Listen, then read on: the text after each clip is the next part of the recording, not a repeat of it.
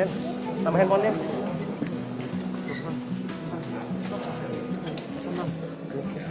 Punya itu tuh foto. Fotonya kali. Aduh, ya silakan. Siap, Pak Jenderal. Pak, mungkin bisa dijelaskan untuk kegiatan hari ini, Pak? Ya, terima kasih kepada rekan-rekan semua wartawan yang meliput kegiatan hari ini. Kami dari KPK datang ke Lampung. Ada 2 kegiatan. Pertama adalah ini adalah rangkaian kegiatan dari metode pencegahan supaya tidak terjadi korupsi. Yang kedua, kita juga melakukan kegiatan persiapan untuk Pilkada 2020. Kita tahu bahwa ada 8 kabupaten kota yang akan menyelenggarakan Pilkada di daerah Provinsi Lampung. Untuk itu tadi kami juga sudah ketemu dengan KPU, Bawaslu, pemerintah daerah. Pilkadanya berjalan dengan fair, politik, karena sesungguhnya kita tahu bahwa salah satu penyebab korupsi itu karena saat pemilihan itu kos politiknya terlalu tinggi.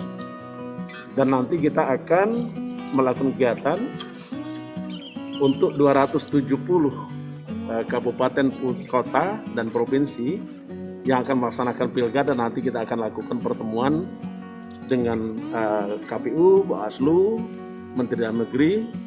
Kita ajak dan kita buat fakta integritas supaya tidak terjadi money politik dan pilkada berjalan dengan adil, jujur, jauh dari kecurangan, sehingga nanti pilkada ini bisa menghasilkan para pemimpin daerah yang bisa membawa dan mewujudkan tujuan negara kita. Sebagaimana yang kita tahu bahwa dalam alinea keempat pembukaan Undang-Undang Negara Republik Indonesia ini segenap bangsa Indonesia, seluruh tumpah darah Indonesia, memajukan kesejahteraan umum dan mencerdaskan kehidupan bangsa. Saya kira itu. Pak, akan kegiatan tidak hanya kita secara langsung secara fisik, tapi kita juga akan membangun koordinasi dengan seluruh instansi yang bisa membantu untuk pemberantasan korupsi.